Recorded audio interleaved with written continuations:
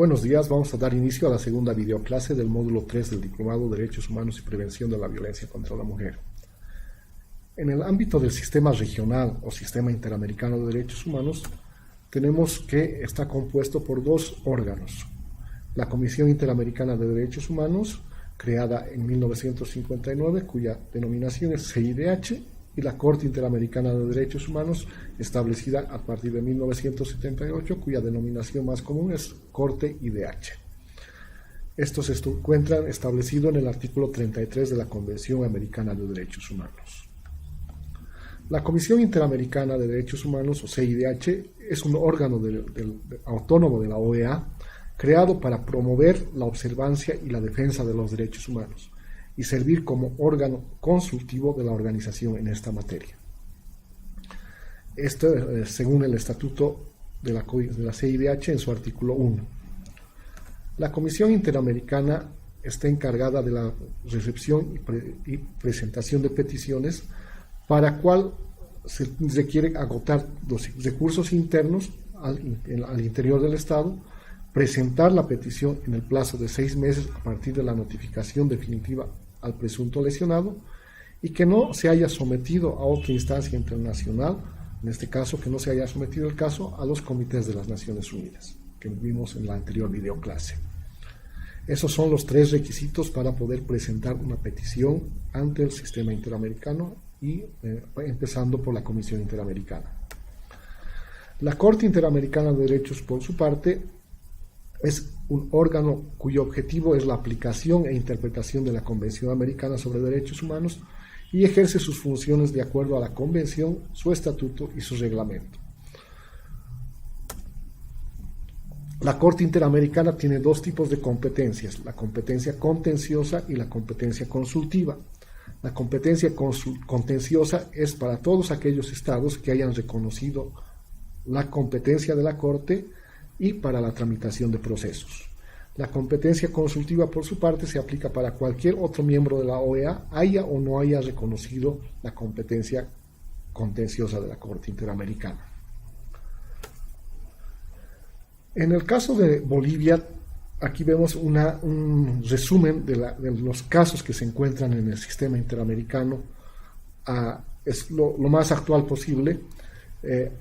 Actualmente tenemos 69 casos en la Comisión Interamericana, tenemos 4 casos en la etapa de medidas cautelares, 19 casos en acuerdos de solución amistosa, 4 casos con negociación de acuerdo de solución amistosa, 2 casos con etapa de admisibilidad, 29 casos con informe de admisibilidad y 4 casos con archivo. ¿Bien? En la parte de la Corte Interamericana de Derechos Humanos se han llevado adelante 6 casos en contra del Estado boliviano, todos ellos ya con sentencia de la Corte, los últimos 2 en el año 2016.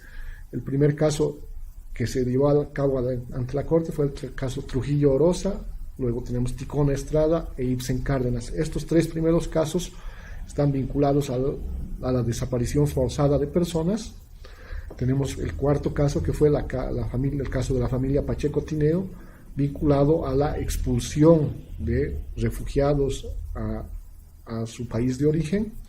El caso de IB, que es un caso relativo a los derechos sexuales y reproductivos. Y el caso de María Guadalupe Andrade, que está vinculado a derechos políticos y del ejercicio de acceso a la justicia. En total tenemos 75 casos en el sistema interamericano. Además de estos 75 casos, hay otro número que no está cuantificado de casos de peticiones que aún están en tratamiento o en etapa de análisis en la Comisión Interamericana para ver si se van a admitir o no. Este número no está cuantificado aún. De estos 75 casos que ya están en trámite o ya han concluido en algunos casos, el 37% está relacionado a diversas materias y el 63% está vinculado a la administración de justicia. Esto nos da a entender que hay una bastante cantidad de problemas o de casos o de peticiones vinculadas a la administración de justicia en sus diferentes instancias. sea esta en el ámbito de la investigación, en el ámbito del juzgamiento o en el ámbito del Ministerio Público. Ahora vamos a ver a continuación un pequeño resumen de lo que es el procedimiento ante la Comisión Interamericana y a la Corte Interamericana. Ustedes han hecho en el desarrollo del módulo 2 un mapa conceptual que debería haber reflejado o debería reflejar el procedimiento de una petición ante estas instancias, que en la mayoría de los casos es simple, ¿no? La petición debe presentarse cumpliendo esos 3 requisitos que vimos: que se hayan agotado las instancias internas, la presentación en no más de 6 meses y que no existan otros recursos ulteriores. La Comisión Interamericana evaluará si cumple estos requisitos o si no los cumple. Si no los cumple, los devuelve para que sean complementados.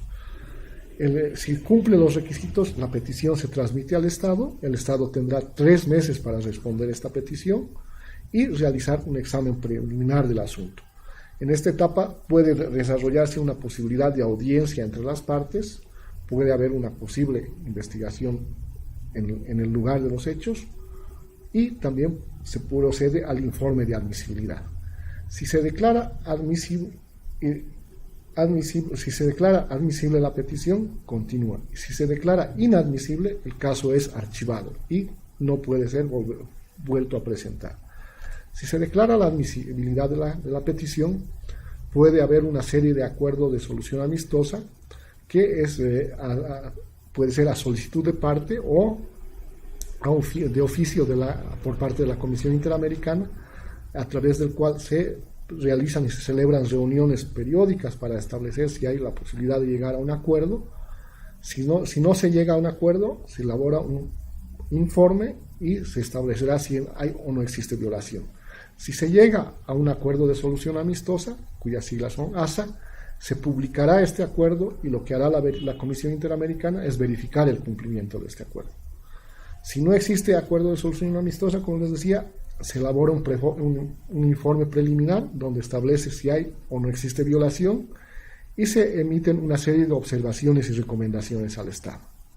Si el Estado cumple estas recomendaciones, el caso se archiva y la Comisión Interamericana verificará el cumplimiento de estas recomendaciones y observaciones. Si el Estado no cumple las observaciones y recomendaciones, se elabora un informe final condenatorio y la Comisión Interamericana remite el caso a la Corte Interamericana. De acá se pasa de una fase inicial a una fase de juzgamiento en contra del Estado. La etapa ante la Corte Interamericana inicia con la demanda presentada por la Comisión Interamericana ante la Corte. Esta demanda es notificada a las partes, tanto al Estado para que presente su respuesta y a las presuntas víctimas para que presenten su escrito de solicitudes, argumentos y pruebas. El Estado puede, a su vez, al momento de presentar su respuesta, puede presentar algunas excepciones preliminares, las cuales pueden ser tratadas en una audiencia pública, oral y contradictoria, o pueden ser tratadas junto con la sentencia. La respuesta del Estado y las respuestas de las presuntas víctimas, cada una de ellas tiene 2 meses para presentar sus escritos.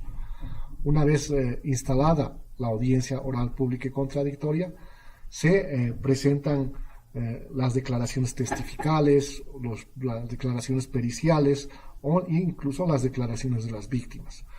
Una vez que concluye toda esta actividad de la audiencia oral pública y contradictoria, se concluye con la audiencia pública y se da inicio a la fase de alegatos finales escritos. Aproximadamente después de 60 días de concluida la audiencia oral, los estados y las partes deben presentar sus alegatos finales escritos. Con estos alegatos finales escritos, más los deliberado y lo tratado en la audiencia oral, la Corte, a los jueces de la Corte, pasan a la etapa de deliberación y emiten la sentencia, que puede ser una sentencia de costas y reparaciones. Esta sentencia no admite recurso ulterior y la Corte Interamericana verificará su cumplimiento hasta su total cabal cumplimiento de cada una de las disposiciones de la sentencia.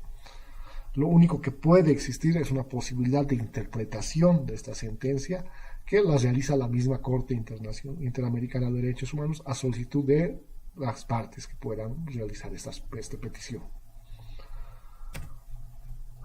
El incumplimiento de los compromisos, recomendaciones y sentencias del sistema interamericano ocasiona una serie de repercusiones para las partes y para los estados, principalmente para los estados, que ocasiona el desprestigio para la comunidad ante la comunidad internacional, la reducción del apoyo económico y financiero para la generación de políticas públicas, y el Estado es considerado como un vulnerador de derechos humanos.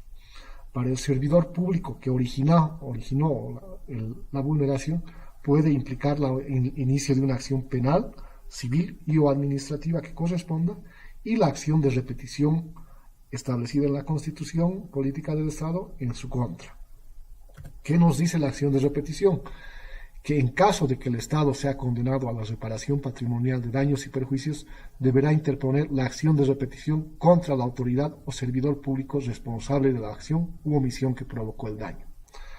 En este caso, entonces, el servidor o la servidora pública que originó la vulneración de derechos humanos, y si esta vulneración ha emitido una sentencia y un daño económico al Estado, el Estado estará en la obligación de repetir en contra de este servidor o en contra de esta servidora pública.